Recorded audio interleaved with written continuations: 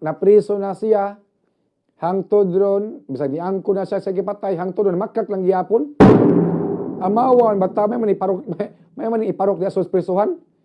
Gipresent na sa pulisa, nga iyang manghod kuyog niya, paglabay sa karton, apan ako siyang gi-interview kaganihan, ingon siya nga, wa man sir, ako raman usa milabay sa karton, tiaw mo na. Maying iparok ni bata asol sa prisuhan kay murag, bisag niangko na siya sa gipatay, apan namakak lang gihapon. Laktod pa kay istorya, baka kung Simeon Gabotero. Dito ko kaganiha. Kaya sir, nigawas man ang balita sir nga imong manghod kuno mooy kuyog nimo sa paglabay sa pateng lawas ni Riami Tokmo. Imong manghod kuno angkas katong minor. Ingon siya nga wa man sir. Ako raman usa.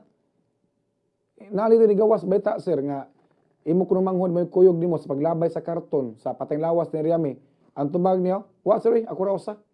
Tiaw mo na, siya ra kuno usa. So hangtod do na makak gyapon si Simeon Gabotero.